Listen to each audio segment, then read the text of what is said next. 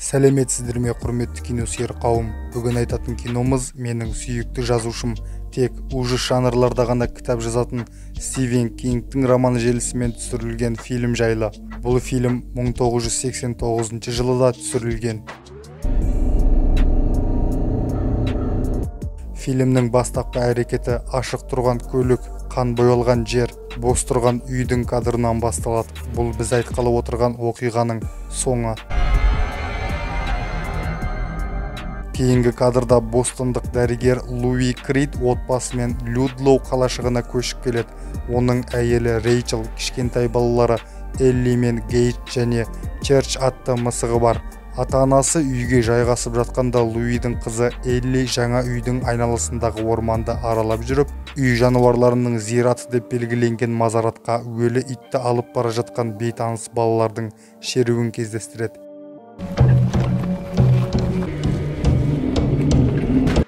Олардың орман ішінде көршісі де бар боп шығады. Оның аты Джуд Крэндалл. Джуд Элли мен Рейчелге орманның қауіпті екенін және онда жалғыз бармау керектігін ескертеді. Одному лучше не гулять, здесь небезопасно. Кейінгі кадрда университет ауруханасында Луистің көзінше жол апатынан кейін ауруханаға түскен студент Виктор Пасков қайтыс болады. Ол студенттің өлімімен айналысады. Луи студент қайтыс болғаннан кейінгі түнде жарқын түс көреді.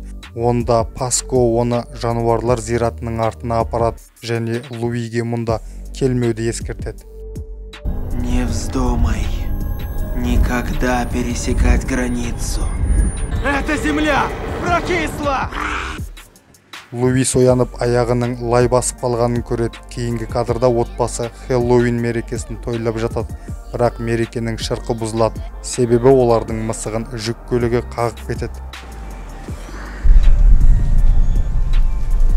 Джуд пен Луи мысықты жерлеу үшін үй жануарлары зиратына барады. Бірақ Джуд Луисті әрі қарай үндістер пайдаланған көне қорымға апарады және мысықты сонда жерлеуді айтады. Себебін кейін білесін деп жұмбақтап сөйлейді.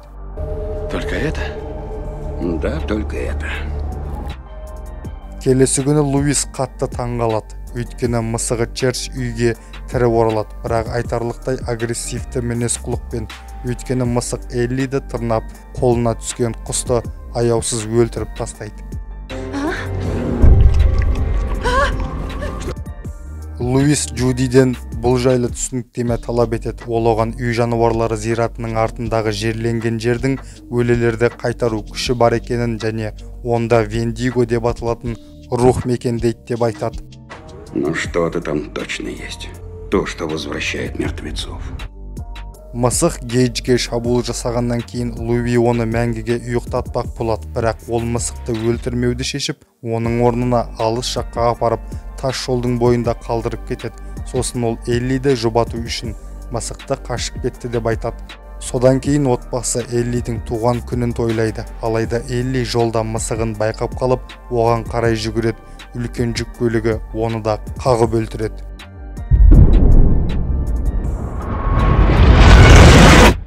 Отбасы қайғыдан есеңгіреп қалады. Сосын Рейчел мен Гейдж бірнеше күнге Рейчелдің ата-анасымен бірге болу үшін кетеді. Луидің Эллиді қайта тірілтуді жоспарлап отырғанын сезген Джуд қайғырып отырған әкеге кейде тірілерден өлі жақсырақ деп ескертеді. Дегенмен Джудтың ескертуіне және оның бұл идеяға күмәндануына қарамастан, Луидің қайғысы мен кінәсі оны жоспарын жүзеге асыруға итермелейді. Джудке есірткі бергеннен кейін Луис Эллидің денесін қабірден қазып алып, оны мистикалық қорымға жерлейді.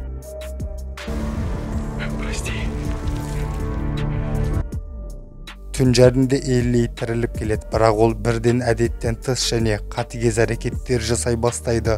Элли, хватит! Прекрати! Ата-анасының үйінде жүрген Рейчел бала кезінде жұлын менингитінен қайтыс болған әпкесі Зелда туралы түс көреді.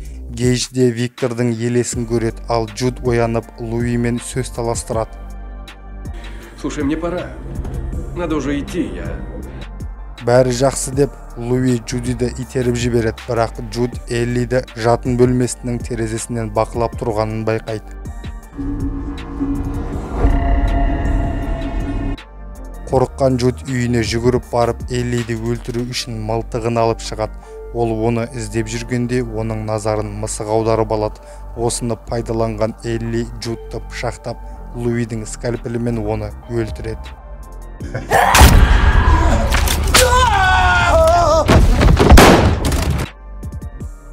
Рейчел мен Гейдж үйге оралып Эллиді тірі көреді. Қызының қайта тірілгеніне сене алмай, есеңгіреп қалған Рейчел Гейджбен бірге жоғарыға жүгіреді. Элли Рейчелдің асқазанына пышақ сұғып алады, бірақ ол Гейджбен бірге ванна бөлмесіне қашып тығылып қалады. Луис болса Джудтың денесін тауып үйге қайтып келеді. Ол қорқып кеткен Рейчелді көреді. Ол екінші қабаттағы ванна бөлмесінің терезесінен Гейджді Луистің құшағына лақтырып жібереді. Элли анасының арқасынан пышақ сұққанда Луи Гейджді ұстап алады.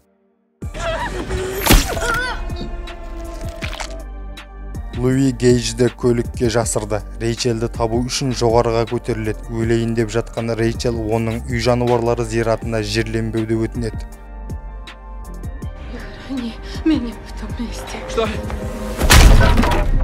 Сосын Элли Луисті ұрып-соғып есінен тандырып тастайды. Сосын Рейчелдің денесін орманға сүйреп апарып, оны үй жануарлары зиратына жерлейді. Ал Луис Эллиді орманда өлтіруге дайындалады, бірақ соңғы сәтте оны қайта тірілген Рейчел өлтіреді.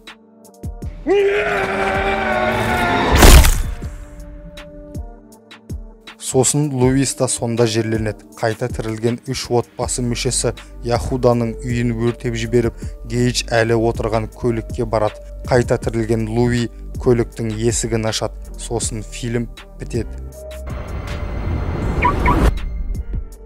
Обзор ұнаған болса, лайк басып, пікір жазып, каналды жоғалтпас үшін тіркеле кетіңіздер.